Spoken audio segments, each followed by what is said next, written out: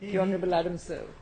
Madam Deputy President, I rise to associate the Labor members of this chamber with this condolence motion. When a great Australian passes, we all lose, and so it is with the death of Sir Nicholas Shehadie, one of the truly great citizens of this state and of this nation. The mourning is genuine and widespread from the many thousands who met him over his lifetime in community, public and sporting life. In our lives, some of us are lucky enough to be witnesses to history. Nicholas Shehadie was more than that. He was part of it, he helped create and to drive it. And by so doing, he changed the way Australians lived and worked. His influence was extremely widespread. I did not know Sir Nicholas very well, but over the years when I did encounter him and was privileged to speak with him at public functions, I was always struck by how down-to-earth, optimistic and cheerful and pragmatic he was about life. He had learned, he had led, and he was happy to share what he knew with people. Nicholas Shehadie seemed to make the most of every day on his long journey. His vision, his leadership and strength came from a remarkable background. His grandfather, also called Nicholas, was sent to Australia from Lebanon in 1913 to assess the state of the anti-Orthodox faith. But when the First World War broke out, he couldn't go home.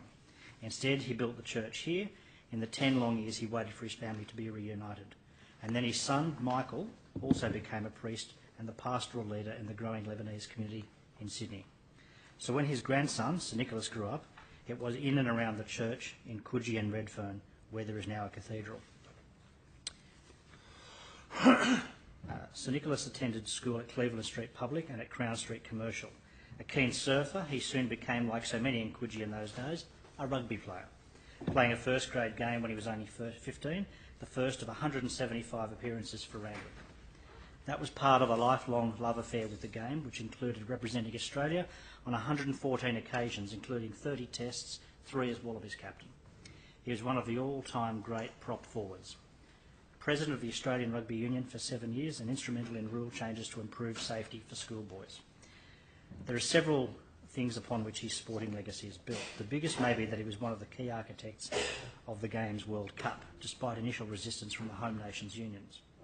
His immense role was recognised when he was inducted into the Hall of Fame here and the International Rugby Board's Hall of Fame.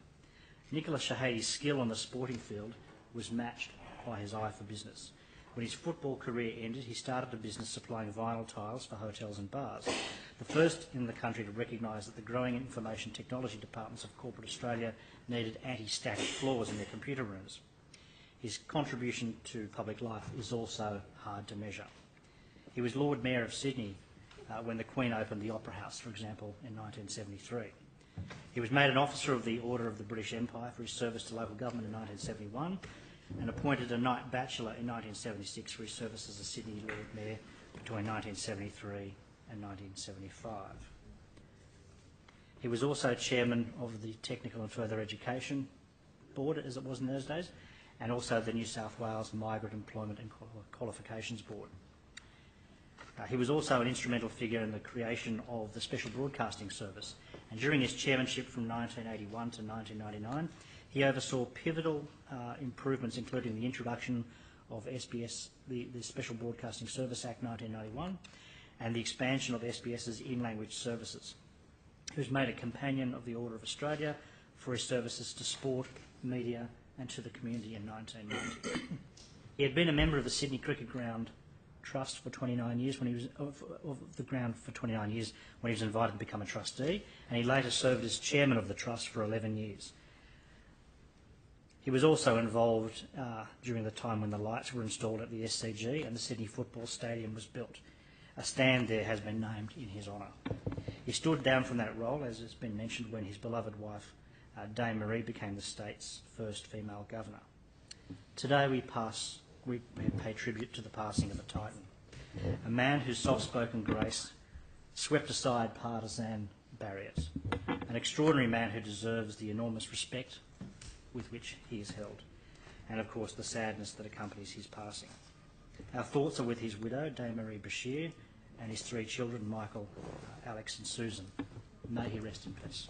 Yeah.